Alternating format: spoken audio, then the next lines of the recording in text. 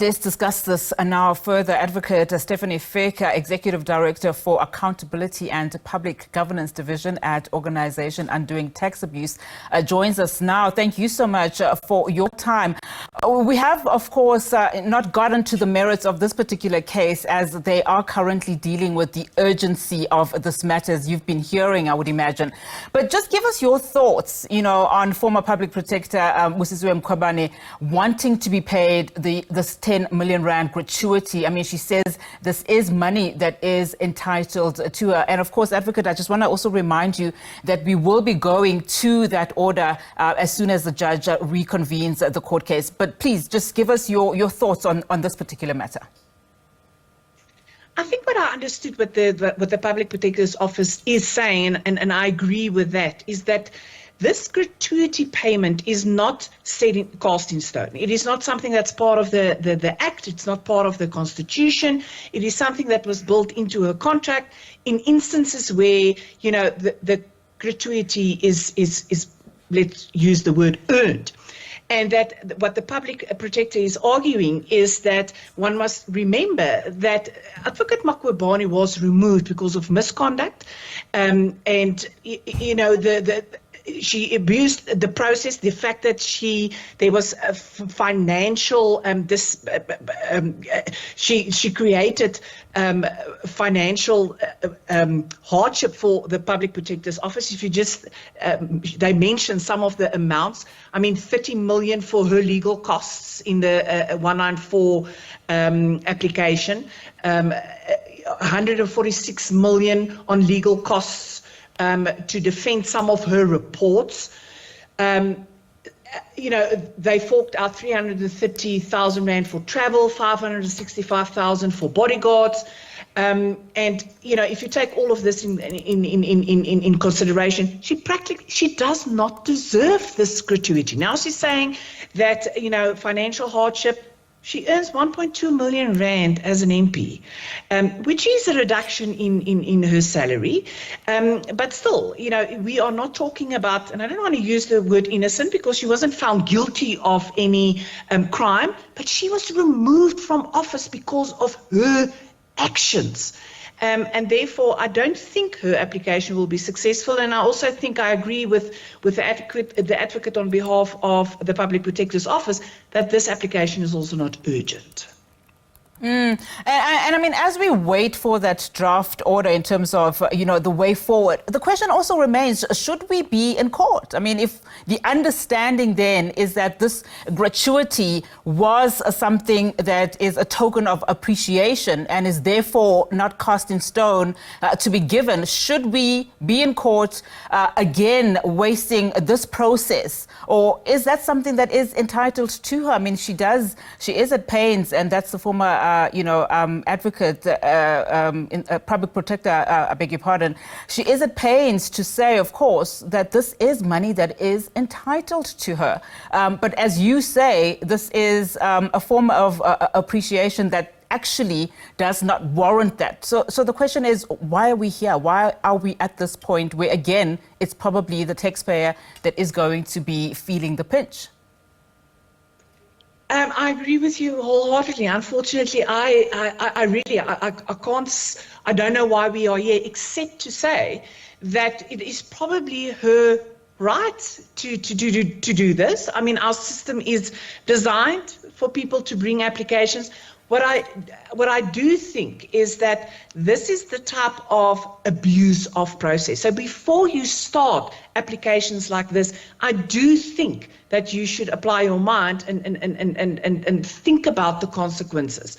Now, unfortunately, we can't stop her, but the court will also, at the end, before you start applications like this, you need to think about the costs, because the court will, at the end, also give costs.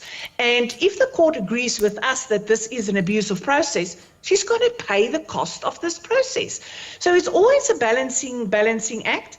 I do think that she does not make out a case on paper, and that this is a very, I want to say, dangerous matter, in the sense that I think she's going to lose, that her chances of success is very slim, and that she will end up paying more costs instead of saving it. But on the other hand, if you as a person, that is the beauty of our system, that if you are disagree with certain things, that you have a right, you have a constitutional right to access to a court.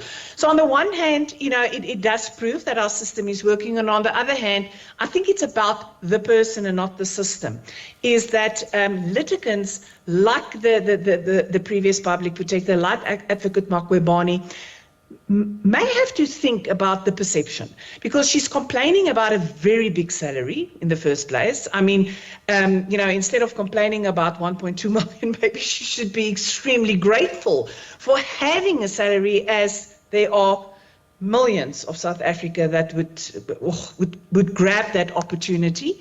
And then secondly, it is, like you have said, she has been removed because of her actions that speaks to, the fact that she could no longer be the public protector. She wasn't removed because she, we didn't like her personality. It's how she dealt with some of the reports. It's how she dealt with her position as a public protector, a constitutional institution.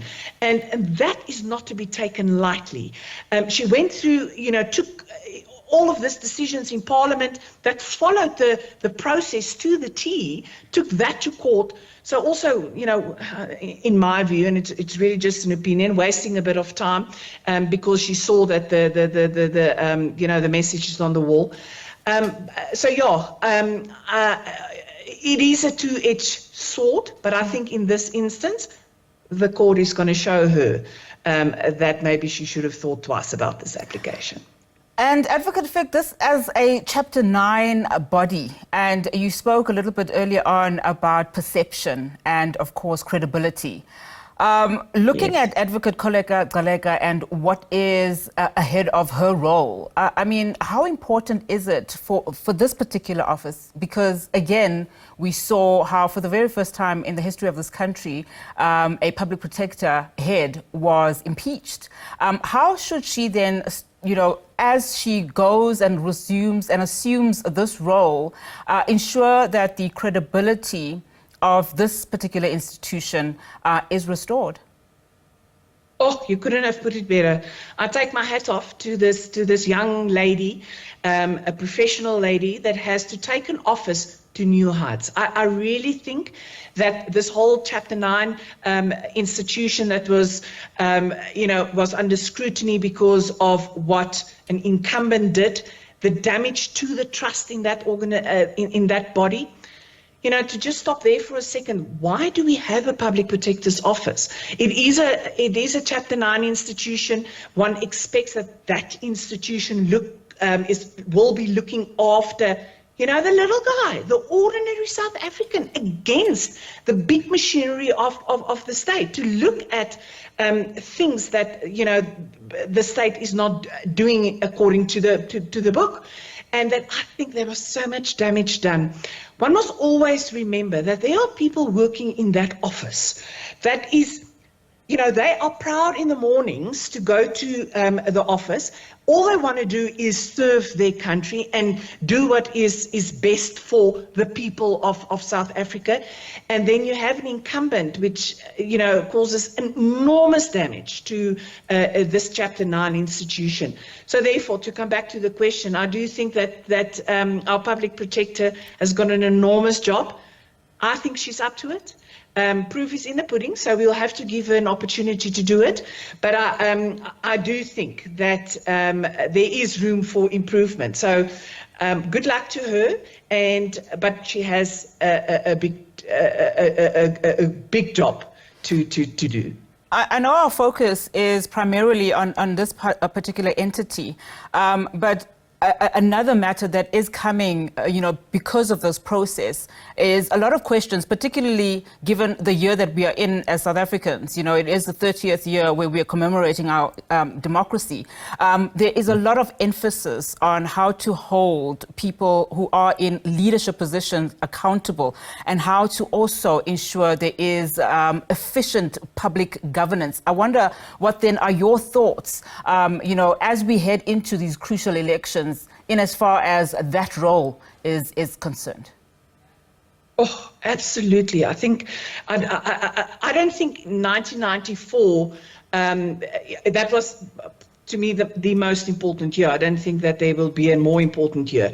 But this year for elections is one of those dates that will stand out in future, because it is an opportunity for the people of South Africa to use that power of voting in order to tell government that, you know what, we want to hold you to account, and if you are not going to govern in the best interest of us, that we will show you that we will unfortunately, have to make choices in order for actually a very young democracy. And what we have seen is, unfortunately, a lack of accountability. We have seen so often where, individuals are implicated in corrupt activities, maladministration, and instead of taking action and making sure that we get the right people in the right positions, we see this, you maybe resign from one position and then poops, you pop up in another position. Ethical leadership in South Africa is needed. And it is heartwarming to see some of the, I want to say younger generation coming up through politics and wanting to make a change. Unfortunately, if we have to believe all the promises that political parties make to us as South Africans during an election year, South Africa would be the best country, and we know that that is not true. But it is heartwarming to see some of the younger guys coming up. That there are good people out there. I just wish we could take them out of the political parties and put them in positions and let them govern South Africa. But politics is that necessary evil. And I'm also I think it's good to see independence.